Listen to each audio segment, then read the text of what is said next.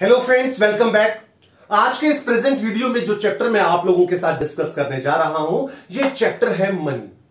Plus two macro economics का बहुत ही important chapter है मनी। न सिर्फ सिलेबस के पॉइंट ऑफ व्यू से, बट आप लोगों की जनरल नॉलेज को एनहांस करने के लिए भी बहुत ही यूजफुल चैप्टर होने जा रहा है ये मनी। वैसे तो काफी कुछ है इस चैप्टर के अंदर डिस्कस करने वाला, जैसे कि मनी किस तरीके से इंट्रोड्यूस हुई है, मनी का मीनिंग, किन स्टेजेस से मनी होकर गुजरी है, फीचर्स और मनी को इंट्रोड्यूस करने के क्या कारण है जो कि बार्टर सिस्टम ऑफ एक्सचेंज के अंदर पढ़ेंगे, फंक्शंस, मनी को सप्लाई कौन करता है।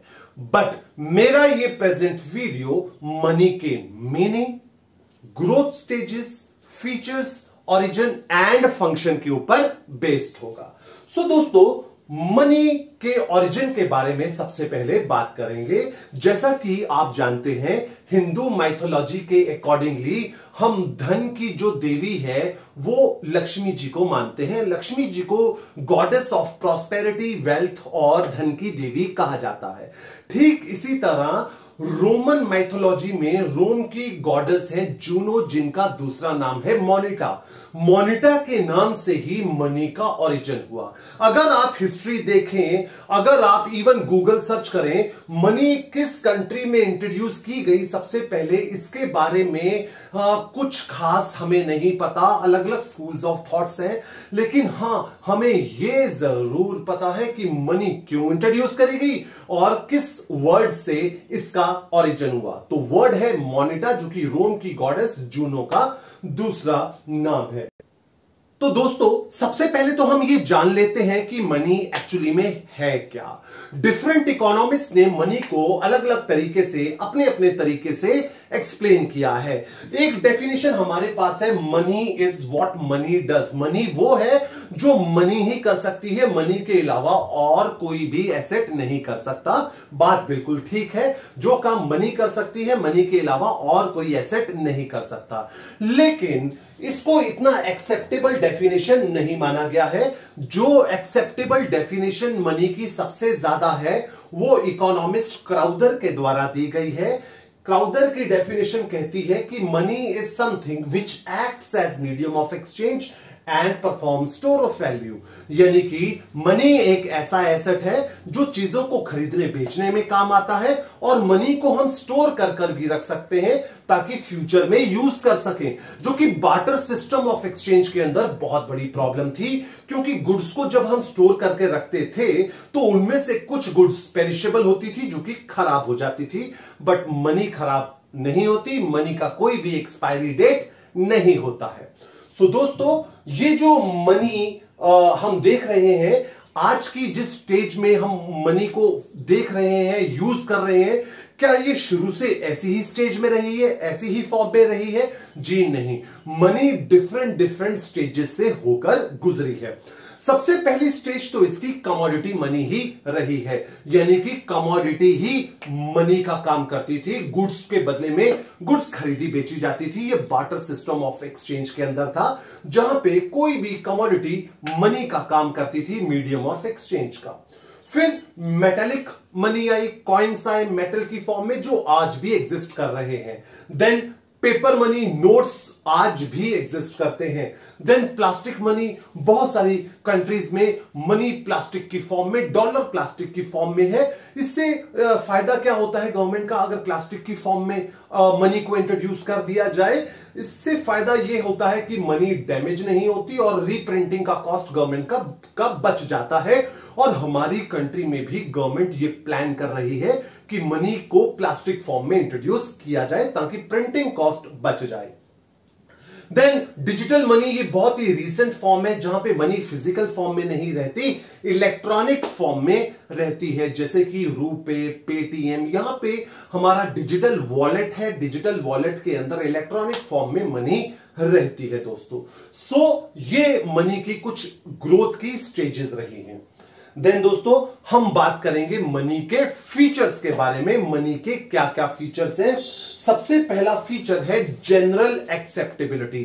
जनरल एक्सेप्टेबिलिटी का मतलब होता है कि मनी को सभी लोग एक्सेप्ट करते हैं, हर जगह मनी एक्सेप्ट की जाती है, यूनिवर्सली एक्सेप्टेड है। हां, यह बात अलग है, किसी कंट्री में रुपए के फॉर्म में है, किसी कंट्री में डॉलर की फॉर्म में, किसी कंट्री में यूरो की फॉर्म में, बट नाम अलग अलग है तो मनी ही। देन इसके बाद हमारे पास फीचर आता है वॉलंटरी एक्सेप्टेड मनी। हम अपनी मर्जी से एक्सेप्ट करते हैं, कोई फियर या किसी के गन पॉइंट के ऊपर हम मनी को नहीं एक्सेप्ट करते, हम बहुत ही खुशी खुशी वॉलंटरली मनी को एक्सेप्ट करते हैं। देन दोस्तों legal tender, money legal tender है, यानी कि गवर्नमेंट की अप्रूवल है मनी के ऊपर, सरकार ने इसे अप्रूव किया हुआ है, तभी हम मनी को एक्सेप्ट करते हैं मीडियम ऑफ एक्सचेंज के तौर पे। लीगल टेंडर की फॉर्म में जैसा कि आप देख रहे हैं दो तरह से है, limited legal tender and unlimited legal tender. Coins को लिमिटेड लीगल टेंडर बोला गया है क्योंकि हमेशा एक लिमिट गवर्नमेंट रहती है कि कॉइन्स को अगर हमें एक्सेप्ट करना हो, हमें राइट दिया गया है गवर्नमेंट के द्वारा, एक लिमिट के अंदर ही हम कॉइन एक्सेप्ट कर सकते हैं। एक लिमिट के अलावा उससे ज्यादा अगर हमें कॉइन्स दिए जाएंगे तो हम रिजेक्ट कर सकते हैं। फॉर एग्जाम्पल, आप जानते हैं कॉइन्स जो है वो 10 रुपए तक के कॉइन हमारी कंट्री में है। 1 रुपए से ऊपर के जो डिनोमिनेशन है 2, 5 और 10, इसकी फॉर्म में अगर हमें मनी एक्सेप्ट करनी हो तो हम 1000 तक की पेमेंट एक्सेप्ट कर सकते हैं। उस 1000 से ज्यादा कोई पेमेंट हमें कॉइन्स में करे, हम मना कर सकते हैं। 1 रुपए की फॉर्म में अगर कोई हमें पेमेंट करे, कॉइन 1 रुपए का कॉइन, तो 100 रुपए तक की पेमेंट हम एक्सेप्ट कर सकते हैं। 1 रुपए से कम के डिनोमिनेशन में अगर कोई पेमेंट करे कॉइन की फॉर्म में, तो हम 10 रुपए तक की पेमेंट एक्सेप्ट कर सकते हैं। देन दोस्तों अनलिमिटेड लीगल टेंडर, नोट्स को अनलिमिटेड लीगल टेंडर बोला जाता है क्योंकि कोई भी लिमिट नहीं है, आप कितने तक की पेमेंट एक्सेप्ट कर सकते हैं नोट्स की फॉर्म में। देन इसके बाद हमारे पास फीचर है पोर्टेबिलिटी, बहुत ही इंपॉर्टेंट और यूजफुल फीचर है। पोर्टेबिलिटी का मतलब हम मनी को एक जगह से उठाकर दूसरी जगह आसानी से लेकर जा सकते हैं। 2000 का नोट आपकी अगर पॉकेट में पड़ा हुआ है, आप कहीं जाते हैं तो आपको उसके वेट का पता भी नहीं लगता। अगर मान लीजिए नोट बहुत ही भारी होता, उठाना बहुत दिक्कत भरा होता, तो पोर्टेबिलिटी का ये फीचर ना होने की वजह से दूर दराज के इलाकों में जाके शॉपिंग कर पाना बहुत ही टफ हो जाता। देन दोस्तों हमारे पास है डिविजिबिलिटी, मनी को डिवाइड किया जा सकता है। Higher denomination can be converted into lower denomination. For example, we have note of ₹2000, so we can break into smaller denomination. हम 2000 के नोट को 500, 200 और 100 के डिनोमिनेशन में कन्वर्ट कर सकते हैं। देन हमारे पास कॉग्नोजिबिलिटी, कॉग्नोजिबिलिटी का फीचर कहता है it is very easy to recognise money, money can be recognised very easily. ऐसा नहीं है हम कंफ्यूज हो जाएंगे देखकर कि क्या ये मनी है या नहीं, मनी को आसानी से पहचाना जा सकता है। सो दोस्तों ये है हमारे फीचर्स ऑफ मनी। चलिए आगे चलते हैं, आगे हम डिस्कस करेंगे बार्टर सिस्टम ऑफ एक्सचेंज। आप जानते हैं मनी की इंट्रोडक्शन से पहले गुड्स के बदले में गुड्स खरीदी बेची जाती थी। गुड्स के बदले में जो गुड्स खरीदी बेची जाती थी इसी को बोलते थे हम बार्टर सिस्टम ऑफ एक्सचेंज, जिसे हम सीसी इकोनॉमी के नाम से भी जानते हैं, commodity for commodity economy. But ये जो बार्टर सिस्टम ऑफ एक्सचेंज है इसकी कुछ अपनी कमियां थी जिसकी वजह से हमें मनी के बारे में सोचना पड़ा। सो क्या कमियां थी बार्टर सिस्टम ऑफ एक्सचेंज की जिसकी वजह से मनी इंट्रोड्यूस की गई? यहां पे 2 क्वेश्चन है, आंसर एक ही है कि बार्टर सिस्टम ऑफ एक्सचेंज की क्या कमियां थी और causes of introduction of money. Money के इंट्रोडक्शन के वही कारण थे जो बार्टर सिस्टम ऑफ एक्सचेंज के अंदर हम दिक्कतें महसूस कर रहे थे। सबसे पहले है हमारे पास problem of double coincidence of wants. Problem of double coincidence of wants क्या कहती है? Means things in possession of 2 person should be required by each other. मैं रिपीट कर रहा हूं, डबल कोइंसिडेंस ऑफ वॉन्ट्स क्या कहती है? Things in possession of 2 persons should be required by each other. For example A और B 2 person transaction करने को आए हैं। A के पास जो कमोडिटी है B को नहीं चाहिए, या बी के पास जो कमोडिटी है वो ए को नहीं चाहिए, ट्रांजैक्शन नहीं हो पाएगा। दोनों के बीच में ट्रांजैक्शन तभी हो पाएगा, ए की कमोडिटी बी को चाहिए, बी की कमोडिटी ए को चाहिए, तभी ट्रांजैक्शन हो पाएगा। बार्टर सिस्टम ऑफ एक्सचेंज के अंदर ऐसा पर्सन ढूंढ पाना बहुत मुश्किल होता था जहां पे दोनों को एक दूसरे की कमोडिटी चाहिए हो। इस प्रॉब्लम की वजह से मनी को इंट्रोड्यूस किया गया और मनी ने ये प्रॉब्लम को ओवरकम किया, बिकॉज मनी तो सभी को चाहिए, general acceptability and voluntary accepted. So दोस्तों, सेकंड जो प्रॉब्लम हमने ऑब्जर्व करी है बार्टर सिस्टम के अंदर, problem of unit of account और measure of value. Problem of unit of account की किसी भी चीज का स्टैंडर्ड मेजरमेंट नहीं था। हर इंसान एक कमोडिटी की वैल्यू को अपने ही तरीके से एक्सप्रेस करता था। आज की तारीख में अगर मैं आपको एक पेन देता हूं, इसकी क्या कीमत है, फिर एक बुक दिखाता हूं, इसकी क्या कीमत है, आप इसकी कीमत रुपए में ही एक्सप्रेस करेंगे।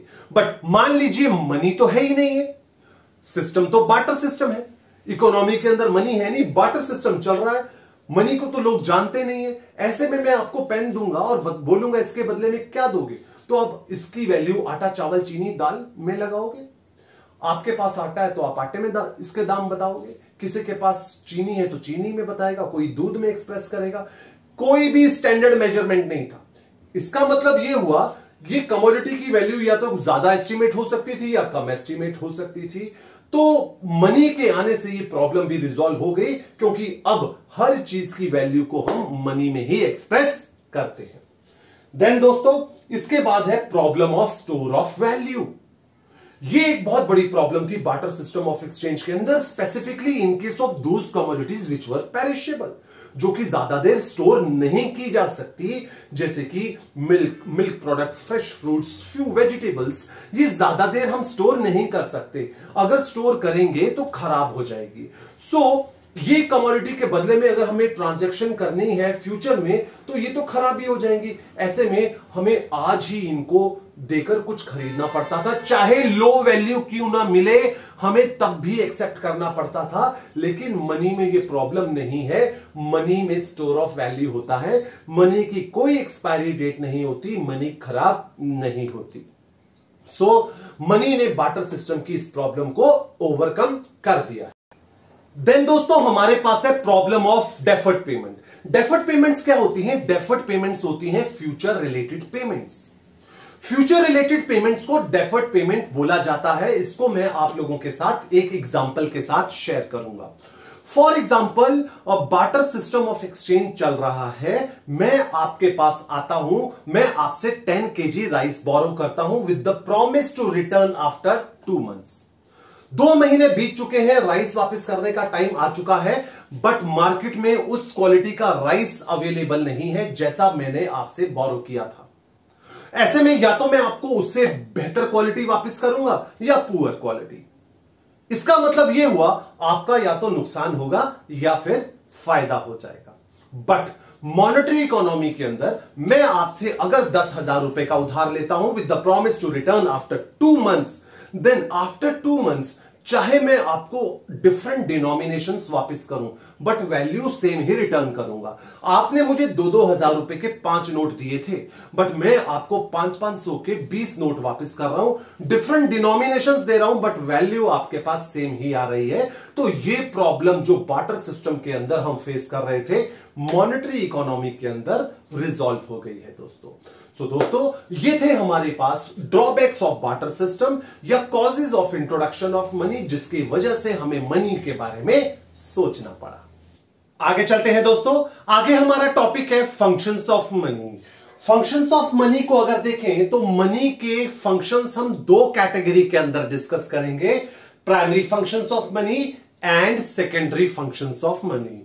अगर मैं प्राइमरी फंक्शंस ऑफ मनी की बात करूं, प्राइमरी फंक्शंस के अंदर मनी के 2 फंक्शंस आते हैं, medium of exchange and unit of account. Medium of exchange बहुत ही बेसिक फंक्शन है मनी का, जिसकी वजह से मनी इंट्रोड्यूस करी गई है। In fact medium of exchange is the function of money for which money has been introduced. This function of money states that money is used to buy and sell commodities. याद रहे दोस्तों, मैं एक phrase use कर रहा हूं, उसके बारे में आप लोगों को पता होना चाहिए। इस फंक्शन को लेके एक फ्रेज आती है, money is mean not an and. मैं रिपीट कर रहा हूं अपनी स्टेटमेंट को, money is mean not an and. मतलब मनी एक जरिया है, मनी अपने आप में कुछ नहीं है। इसका मतलब क्या है? मनी एक जरिया है, मनी अपने आप में कुछ नहीं है। इसका मतलब money has indirect use only, money has no direct use. No direct use का मतलब अगर हमें भूख लगी है हम मनी नहीं खा सकते, हमें प्यास लगी है मनी नहीं पी सकते, हमें ठंड लगी है मनी के कपड़े नहीं बनते, मनी के घर नहीं बनते। हां, जो भी जिंदगी जीने के लिए हमें आइटम्स चाहिए, मनी उन चीजों को बाय करने में हेल्प जरूर करती है। इसीलिए मनी इज मीन, मनी एक जरिया है, अपने आप में कुछ नहीं है। देन दोस्तों, प्राइमरी फंक्शंस के अंदर यूनिट ऑफ अकाउंट, जिसे हम मेजर ऑफ वैल्यू भी बोलते हैं, जिसको अभी अभी मैंने एक्सप्लेन किया था बार्टर सिस्टम की कमियों के अंदर। इसका क्या मतलब है? इसका मतलब यह है मनी हर चीज की वैल्यू को एक्सप्रेस करने में हेल्प करता है। चाहे आप नोटबुक उठाएं, चाहे आप पेन उठाएं, चाहे आप मोबाइल उठाएं, इसकी वैल्यू अगर आप किसी से पूछेंगे, वो इसकी वैल्यू आपको मनी में ही एक्सप्रेस कर कर बताएगा। बार्टर सिस्टम की तरह नहीं कि जो कमोडिटी मेरे पास है उसी में मैं इस कमोडिटी की वैल्यू को एक्सप्रेस कर दूंगा। यूनिट ऑफ अकाउंट का मतलब मनी की वैल्यू, मनी की फॉर्म में वैल्यू को एक्सप्रेस किया जाता है। स्टैंडर्डाइज सिस्टम बन चुका है ये मॉनेटरी इकोनॉमी के अंदर। देन दोस्तों, इसके बाद हमारे पास है secondary functions of money. Secondary functions of money में store of value. Store of value को भी हमने बार्टर सिस्टम ऑफ एक्सचेंज में पढ़ा था कि मनी की फॉर्म में वैल्यू को स्टोर किया जा सकता है फ्यूचर यूज के लिए, जबकि बार्टर सिस्टम के अंदर यह बहुत ही बड़ी कमी थी, क्योंकि कुछ पेरिशेबल कमोडिटीज खराब हो जाती थी, वैल्यू लॉस्ट हो जाती थी, स्पॉइल हो जाती थी। बट मनी वैल्यू को रिटेन करके रखती है फ्यूचर यूज के लिए भी, क्योंकि नोट्स की कोई एक्सपायरी डेट नहीं होती, नोट्स ना तो गलते हैं ना सड़ते हैं। जो वैल्यू नोट्स की फॉर्म में आज है वही कल रहेगी, provided the fact there is no inflation. Then second है हमारे पास डेफर्ड पेमेंट। डेफर्ड पेमेंट का मतलब फ्यूचर रिलेटेड पेमेंट। अगर मैं आज आपसे 10,000 रुपए उधार लेता हूं with the promise to return you back after 2 months, then after 2 months if I return you different denominations, it doesn't matter to you because you get the same values back, only denomination is different और denomination से कोई फर्क नहीं पड़ता। जबकि barter system of exchange के अंदर अगर कमोडिटी चेंज हो जाती है तो हो सकता है वो बेटर क्वालिटी की हो सकता है वो पुअर क्वालिटी की हो। देन दोस्तों, bearer of option. Bearer of option का मतलब है जिसके पास मनी है उसकी मर्जी वो उसे किस पर्पस के लिए यूज करे। समय पड़ने पर वो अपने पर्पस को अगर चेंज करना चाहे तो वो चेंज भी कर सकता है। फॉर एग्जाम्पल, मैं मनी सेव कर रहा हूं, आने वाले कुछ टाइम के बाद मैं कार परचेज करना चाहता हूं, बट अनफॉर्चुनेटली घर में कोई बीमार पड़ जाता है तो वो मनी मैं बीमारी पर भी यूज कर सकता हूं। इसका मतलब मेरी मर्जी, मैं मनी को जिस मर्जी पर्पस के लिए यूज करूं, समय आने पे पर्पस चेंज करना चाहूं तो वो भी करूं। देन दोस्तों, इसके बाद है transfer of value. Transfer of value का मतलब है एक जगह से दूसरी जगह वैल्यू को ट्रांसफर किया जा सकता है with the help of money. Say for example, I have property, I have land in Haryana. Land को उठा के मैं पंजाब में तो लेकर आ नहीं सकता, मनी की हेल्प से मैं लैंड को बेच दूंगा, मनी आ जाएगी और इस मनी से लैंड मैं दोबारा से पंजाब में परचेज कर लेता हूं, तो मेरे एसेट की वैल्यू एक जगह से दूसरी जगह ट्रांसफर हो जाती है। दोस्तों ये थे फंक्शंस ऑफ मनी। इस वीडियो के अंदर जो कॉन्सेप्ट्स मैंने आप लोगों के साथ डिस्कस करे, आई होप ये कॉन्सेप्ट्स आपको समझ आए होंगे। Thank you for watching this video.